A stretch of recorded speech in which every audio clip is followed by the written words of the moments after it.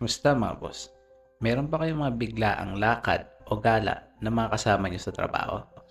Sa video ko na ito mga boss, ipapakita ko sa inyo kung saan kami gumala, namasyal at kumain na napakasarap na almusal kasama ang aking mga katrabaho. Kaya naman, kung ready na kayo sa ating panibagong video, tara, samahan nyo ako mga boss.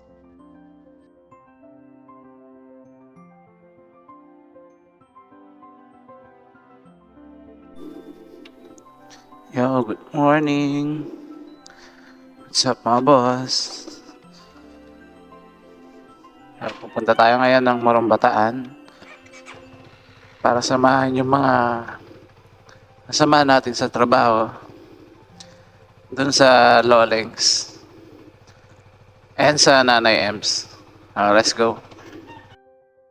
Alas 5 ng umaga, ay rumekta na ako papunta ng aming opisina para kitain yung mga kasama ko sa rides na to ngayong araw na to mga boss. At eto nga pala sila, mga kasama ko sa trabaho at mga kaibigan ko. Kaya ipapakilala ko sila isa-isa. So, what's up mga boss? Pupunta kami ngayon ng Morong Bataan and kasama ko yung mga katrabaho ko. Friend niya si Boss Rod, si Ma'am Kim, si Sir Dada, si Ma'am Eliza, Boss Ryan, and si Mars Jane. Oh, let's go! At sinimulan na nga namin mga boss ang aming biyahe papunta ng Morong Bataan. Pero bago yan mga boss, ay dadaan ka muna dito sa bandang SBMA para magtanggal ng helmet dahil meron silang pinatutupad na batas dito na kailangan mong tanggalin yung helmet mo kapag papasok ka mga boss. Kailangan magtanggal tayo ng helmet mga boss.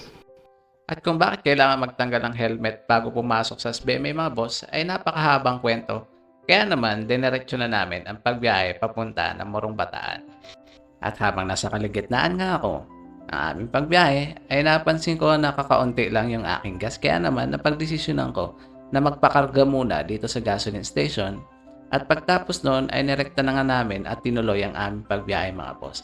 Ang magiging ruta nga pala namin ngayon ay papunta kami ng Lolings. Dito sa may Morong Bataan kasama ang aking mga katrabaho. Kaya naman medyo nasa likod lang ako ay dahil meron kaming isang kasamahan na medyo bago-bago pa lang sa pagbabiyahe. Kaya naman inaalalayan ko sa mga boss. Dito lang ako sa likod hanggang sa makarating kami dun sa aming destinasyon. Let's go!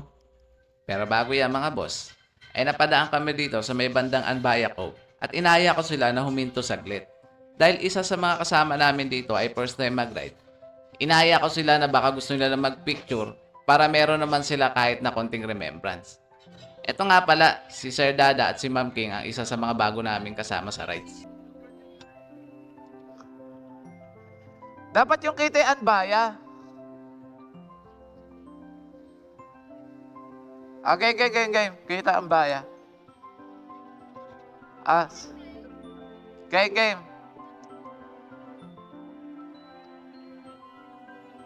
One, two. Okay, kayo naman lahat.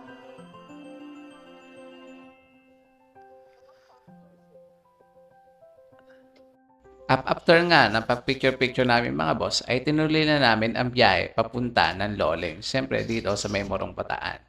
Pagkatapos nga ng mga ilang oras na aming pagbiyahe, ay narating na rin namin itong aming destinasyon dito sa may Lolings, Hutsuan at Banmian. Tara mga boss, dahil gutom na kami, samahan nyo kami para kumain dito sa Lolings at tikman ang kanila napakasarap na banmi at hutyo. Let's go! I-share ko nga lang pala sa inyo sa mga hindi pa nakakapunta dito na ang lugar na to ay halos puntahan ng mga karamihan ng mga riders.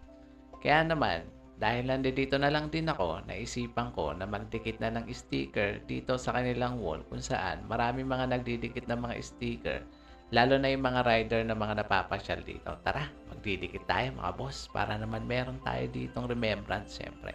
Ang ating Boss Jojo sticker yung ating ididikit dito mga boss. At shoutout nga pala mga boss dito sa aking mga kagrupo na si Boss Rino Motovlog at saka si Boss CFG Motovlog. Ayan, tinabihan ko na yung mga sticker nyo mga boss. Alright! At dahil hindi pa nakakapag-almusal mga boss at medyo gutom na tayo, eto na, nag-order na kami dito sa may Lolings ng sikat nilang banh mi at ang kanilang sikat na hutyo mga boss. Wow! Napakasimple, pero napakasaya naman ganitong klaseng gala mga boss. Yung kakain lang kayo sa isang lugar para tikman yung mga sikat na pagkain doon. Kayo ba mga boss? Saan ba yung mga nagiging gala nyo kasama ang inyong mga katrabaho o kaibigan? Comment down below mga boss. After nga namin kumain mga boss, ay nagpahinga nga lang kami saglit. Pagkatapos ng aming pagpapahinga ay dumiretso na kami pa uwi. Pero bago yan mga boss ay dumaan muna kami dito sa may bandang bayan para pumunta naman sa may Nanay Ems. Kung matatandaan nyo sa aking nakaraang video, ay meron kaming pinuntahan kasama si Boss Dem. At eto nga yun mga boss, isa sa mga masarap na kinakainan dito sa may Morong Bataan ay ang Nanay Ems. Mas napili ko na dito bumili ng ite-take out dahil mas gusto ko ang lasa ng banh mi dito mga boss. Tara, samahan nyo kami. After nga namin makabili ng banh mi dito sa may Nanay Ems, ay dumiretso na kami pa uwi. Pero bago yan mga boss, napag-usapan namin na baka meron kaming pwedeng daanan o iba pang pasyalan. Kaya naman, napagdesisyonan namin na pumunta dito pa rin sa may Morong Bataan, banda sa may Barangay Kanhawan, ang tinatawag nila na Hanging Bridge mga boss. Tara samahan nyo kami kung saan babanda itong Hanging Bridge na ito mga boss. After ng mga ilang minuto ng pagbiyahe mga boss galing ng bayan ng Morong Bataan, ay andi dito na tayo sa Hanging Bridge mga boss, dito sa may Barangay Kanawan. Tara tignan nyo mga boss kung gaano kaganda dito.